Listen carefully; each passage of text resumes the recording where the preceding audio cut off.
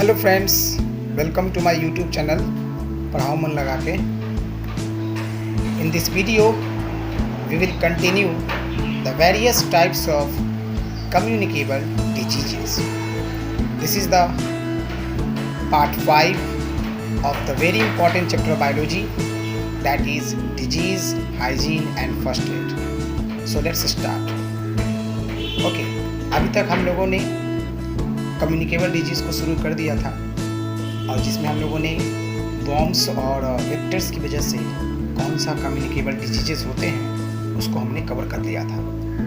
इस वीडियो में, इस क्लास में हम लोग देखेंगे कि वायरसेस की वजह से कौन कौन से हार्मफुल कम्युनिकेबल डिजीजेस होते हैं। ठीक है, ओके, तो लेट्स स्टार्ट। सबसे पहले देखेंगे कोल्ड, यानी कि कोल्ड ये भी एक कम्युनिकेबल डिजीज़ है, इसके बारे में देखेंगे। Also known as common cold, cold को जनरली कॉमन कोल्ड भी कहा जाता है।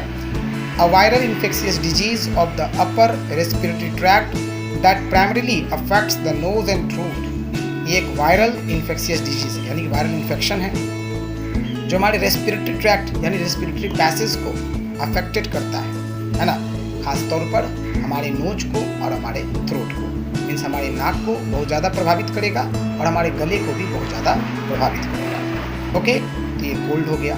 कोल्ड में और भी कुछ पॉइंट्स हैं जिसको हम लोग देखेंगे, बिकॉज मैंने आपको पहले ही बोला है हर डिजीज़ के बारे में हम शॉर्ट नॉलेज देखेंगे, है ना, शॉर्ट नॉलेज लेंगे जिसमें मैं आपको ये बताऊँगा कि वो डिजीज़ होता क्या है, उसके सिम्टम्स क्या हैं और उसका ट्रीटमेंट क्या होना चाहिए। ठीक है, ओके, ये देखिए, it spreads through various factors, यानी कि जो कॉमन कोल्ड है या कोल्ड बात करें तो ये कई कारणों से स्प्रेड होता है। Number 1, water droplets introduced into the air during sneezing and coughing, यानी कि कोई छींकता है या खांसता है, ठीक है, तो वो वाटर ड्रॉपलेट एटमॉस्फेयर में इंट्रोड्यूस करेगा, उसमें जम्स होगा और वो जम्स किसी हेल्दी पर्सन में एंटर करेगा तो उसको भी कोल्ड हो जाएगा। Second point is by touching a contaminated surface like blanket और डोर, यानी कि जिस पर्सन को कोल्ड है उस पर्सन ने किसी सरफेस को कॉन्टामिनेटेड कर दिया है, छींक दिया है, खांस दिया है, उसके जम्स उस पर बैठे हुए हैं और उस कॉन्टामिनेटेड सरफेस को अगर हम टच करते हैं, जैसे ब्लैंकेट भी हो सकता है, डोर नॉब हो सकता है और भी कुछ भी हो सकता है, ठीक है, तो उसको टच करने से भी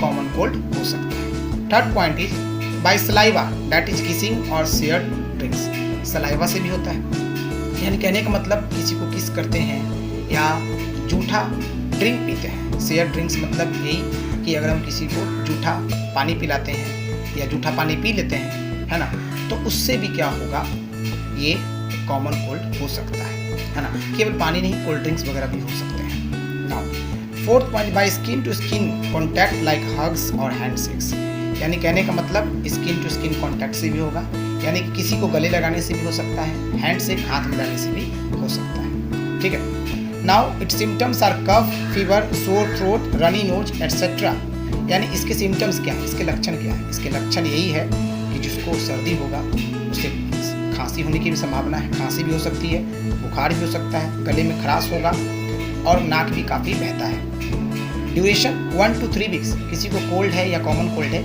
तो इसको ठीक होने में 1 से 3 वीक लग जाता है। ठीक है, its treatment are nasal washing properly, medication, mild pain relievers, nasal sprays, gargling etcetera. इसका इलाज क्या है? इसका इलाज है कि हमें अपने नाक को सही से साफ करना चाहिए, है ना, और दवा लेना चाहिए, मेडिसिन लेना चाहिए, कुछ पेन रिलीवर्स भी लेना चाहिए जिससे दर्द कम हो, गले में जो खराश वगैरह है, गले में जो दर्द हो रहा है वो कम हो।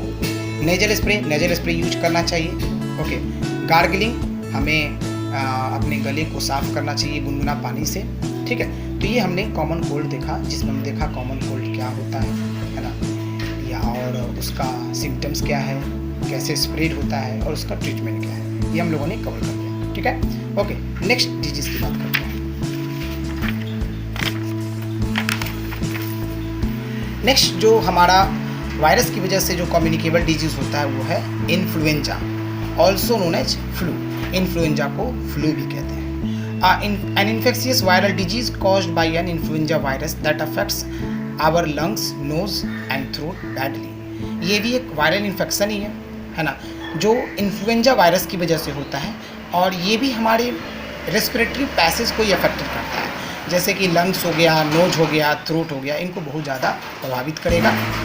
It spreads through droplet infection touching contaminated surface, saliva, skin to skin contact etcetera. इसके भी स्प्रेड का वही रीज़न है सबको, जो मैंने कॉमन कोल्ड में बताया, यानी कि ड्रॉपलेट इन्फेक्शन कॉन्टेमिनेटेड सरफेस को टच करते उससे हो सकता है, saliva, skin to skin contact, ये सारे जो है इसके स्प्रेड होने के कारण। Now its symptoms are high fever, runny nose, sore throat, muscle and joint pain, headache, coughing, feeling tired etcetera. इसके सिम्टम्स क्या हैं? इसके सिम्टम्स हाई फीवर हो सकते हैं, रनिंग नोज यानी कि नाक बहेगा, गले में खराश होगा, मसल और जॉइंट पेन होगा, हेडेक सिर दर्द होगा, खांसी, सर्दी, है ना, और इसमें हम लोग को काफ़ी थकान भी महसूस होगी। ठीक है, ये इसके सिम्टम्स हैं। Its treatment are bed rest, medications like paracetamol, cough syrup etcetera, flu vaccine, antiviral drugs etcetera. इसका इलाज क्या है, इसको हमें कैसे ठीक कर सकते हैं? हमें इसमें प्रॉपर रेस्ट लेना होगा, दवा लेना होगा, जैसे कि पैरासीटामोल है, कफ सिरप है। उसके बाद फ्लू वैक्सीन वगैरह भी हम इसमें ले सकते हैं, और एंटीवायरल ड्रग्स भी ले सकते हैं, जिससे क्या होगा कि इस बीमारी से हम बच सकते हैं, इस बीमारी को हम ठीक कर सकते हैं। नेक्स्ट बात करते हैं, नेक्स्ट जो हमारा कम्युनिकेबल डिजीज़ है, that is measles, a highly contagious viral infectious disease caused by virus which spreads through the air by respiratory droplets produced from coughing और sneezing। यानी कि इसमें हम क्या देखेंगे, ये भी एक वायरल इन्फेक्शन ही है जो मीजल वायरस की वजह से होता है, और ये इस एयर के थ्रू स्प्रेड होगा, बिकॉज किसी ने छींक दिया या खांस दिया तो जो ड्रॉपलेट इन्फेक्शन होगा वो एयर में इंट्रोड्यूस होगा, और उसमें जम्स होंगे, और वो जम्स दूसरे हेल्दी पर्सन की बॉडी में इंटर करेगा, तो उसे ये मीजल डिजीज हो सकता है। It generally occur in small children, spreading by contact और by mother to baby during pregnancy और नर्सिंग। ये जनरली छोटे बच्चों में होता है मीजल्स, और ये कॉन्टैक्ट के थ्रू स्प्रेड होगा, या प्रेगनेंसी के दौरान माँ से बच्चे में भी ये मीजल्स डिजीज़ होती है, या पालन पोषण के समय भी हो सकता है। Its symptoms are nasal discharge, redness of the eyes, coughing, fever, inflamed eyes, red blotchy skin rash. इसके सिम्टम्स क्या है? इसके सिम्टम्स है नेजल डिस्चार्ज, काफ़ी नाक में से पानी बहेगा, आंखें लाल हो जाती हैं, है ना, कफिंग यानी कि खांसी हो जाती है, बुखार हो जाता है ना, और आँखों में जलन होने लगती है ना, और आप देखोगे इसमें कि स्किन पर रेड जो है पैचेस और ब्लॉची रैसेस हो जाएंगे, यानी कि आप देख सकते हो लाल लाल से दाग जैसे हमारे पूरे स्किन पर हो जाता है। It can be treated by vaccine, proper rest, drinking warm drinks. यानी इसको हम लोग कैसे ठीक करेंगे, यानी अगर हम बात करें मीजल्स को ठीक करना है तो हमें क्या करना होगा, इसके लिए वैक्सीन आता है, वैक्सीन से हम इसे ठीक कर सकते हैं। हमें प्रॉपर रेस्ट लेना चाहिए, और हमें गुनगुना पानी पीना चाहिए, ठीक है, इससे हम मीजल्स को ठीक कर सकते हैं।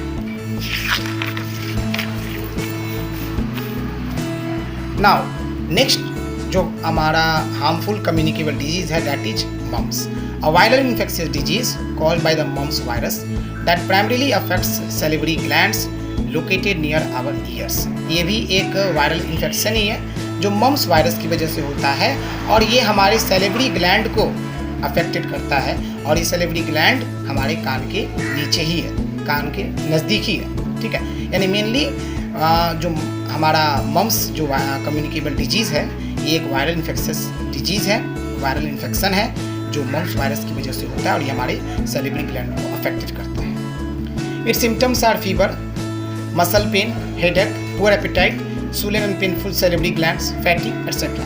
इसके सिम्टम्स क्या हैं? इसमें बुखार लगेगा, मसल पेन होगा, हेडेक सिर दर्द होगा, और हमारा एपेटाइट यानी हमारा जो पाचन शक्ति है वो काफ़ी कमज़ोर हो जाएगा, और हमारा सैलिवरी ग्लैंड मतलब कि फूल जाएगा और उसमें काफ़ी दर्द होगा, और फैटिग यानी कि हमें बहुत जल्दी थकान भी महसूस होगा। It spreads through infected saliva and by contact through handkerchief, utensil etcetera used by infected person. अब ये जो मम्स डिजीज़ है ये स्प्रेड कैसे होता है? ये कॉन्टैक्ट के थ्रू स्प्रेड होगा, यानी कोई इन्फेक्टेड पर्सन है जिसको ये डिजीज़ है, मम्स डिजीज़ है, उसका अगर हैंकरचिप यूज करते हैं या उसका यूज किया हुआ यूटेंसिल यूज करते हैं तो उससे ये डिजीज़ हमें हो सकता है। इट्स ट्रीटमेंट प्रिवेंशन इज, इसका इलाज क्या है, इसका प्रिवेंशन क्या है? आइसोलेशन ऑफ पेशेंट को आइसोलेशन सेंटर में रखना पड़ता है। मम्स वैक्सीन, आइसोलेशन मतलब आप सिंपली समझ सकते हो कि उसे लोगों से बचा के रखना होगा ताकि वो किसी के कॉन्टैक्ट में नहीं आए, है ना। मम्स वैक्सीन, और मम्स का वैक्सीन आता है, उससे हम उसको इस मम्स डिजीज़ को, जो कि एक हार्मफुल कम्युनिकेबल डिजीज़ है, उसको हम ठीक कर सकते हैं। ओके, नाउ अब हम बात करते हैं स्मॉल पॉक्स की। An infectious viral disease caused by variola virus which is small pustules all over the body. ये भी एक इन्फेक्शियस डिजीज़ है जो वेरियोला वायरस की वजह से होता है, और इसमें हमारे पूरे बॉडी पर छोटे छोटे पिस्टुल्स बन जाते हैं, है ना। जिसको स्मॉल पॉक्स होगा, आपने देखा होगा, है ना। It spreads by contact and discharge from these pustules और by blood products like unclean needles और अनस्क्रीन्ड ब्लड। अब ये कैसे फैलता है? ये फैलने का कारण है, एक तो कॉन्टैक्ट, जिस पर्सन को स्मॉल पॉक्स है उसके कॉन्टैक्ट में अगर हम आएंगे तो उससे हमें हो सकता है। दूसरा कारण है कि जिस पर्सन को स्मॉल पॉक्स है उसका पिस्टुल्स अगर फट जाता है, डिस्चार्ज होता है उसमें से, उसके जो हार्मफुल चीज़ जर्म्स है वो डिस्चार्ज होगा, उससे भी होगा। और ब्लड प्रोडक्ट्स, है ना, जैसे कि निडल्स सही से यूज किया हुआ नहीं है, उससे भी हो सकता है। या ब्लड जो है वो सही नहीं है, प्यूरिफाइड ब्लड नहीं, प्योर ब्लड नहीं है ना, यानी सही से उसकी स्क्रीनिंग नहीं की गई है, तो वैसे ब्लड प्रोडक्ट से भी हमें स्मॉल पॉक्स हो सकता है। ठीक है। Now its symptoms are rashes, small bump, blister, fever, headache etcetera. इसके सिम्टम्स क्या है? रैशेज है, यानी हमारे बॉडी पर रेड रेड रैशेज हो जाएंगे। स्मॉल बम्प्स, ब्लिस्टर्स, फोड़ा, जिसको फोड़ा बोलते हैं, फीवर, है ना, फीवर बुखार होगा, सिर दर्द होगा, वॉमिटिंग, उल्टी।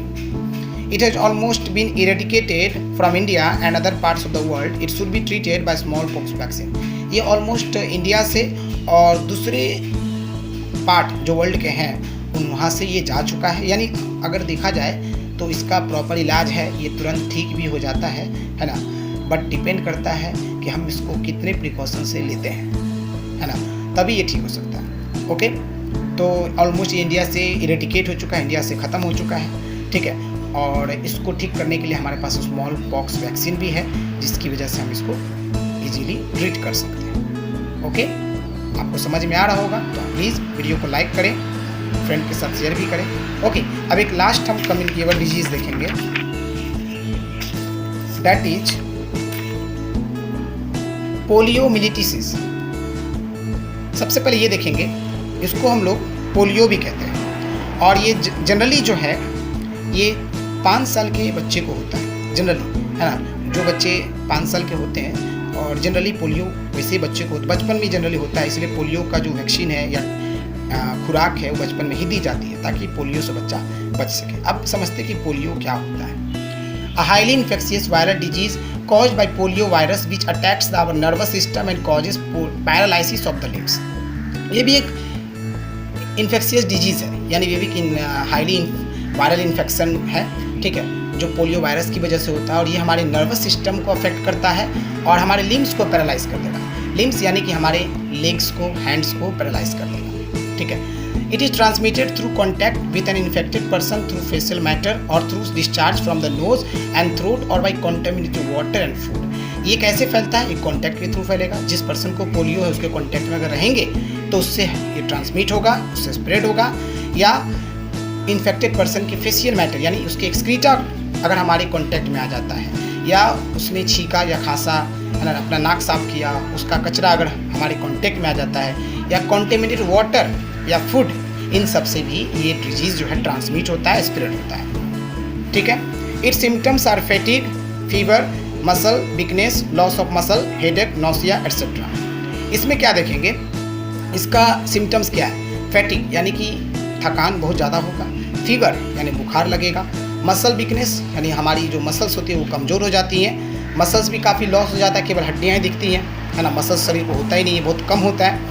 हेडेक सिर दर्द होता है, नौशिया होता है। एक चीज़ नौशिया, इसमें हमें उल्टी जैसा मन करता है। ठीक है। और अगर हम बात करें वॉमिटिंग की, तो वॉमिटिंग जो है इसमें हम उल्टी कर देते हैं। ठीक है।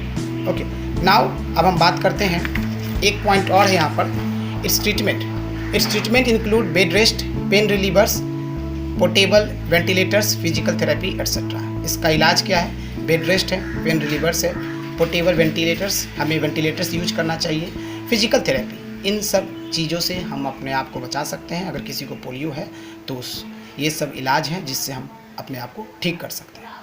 ठीक है फ्रेंड, तो मैंने ऑलमोस्ट वायरस से होने वाले जो हार्मफुल कम्युनिकेबल डिजीज़ हो सकते हैं वो मैंने आपको बता दिया।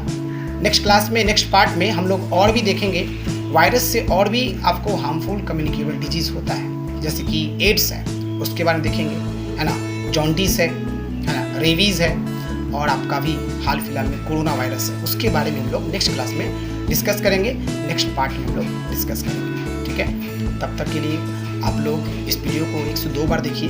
ठीक है, आई होप आपको ये वीडियो समझ में आया होगा, और आपको समझ में आया है तो प्लीज़ लाइक करें, सब्सक्राइब करें हमारे चैनल को। ठीक है, और ज़्यादा से ज़्यादा कमेंट करें और अपने फ्रेंड के साथ शेयर करें। Okay, thank you everyone and take care.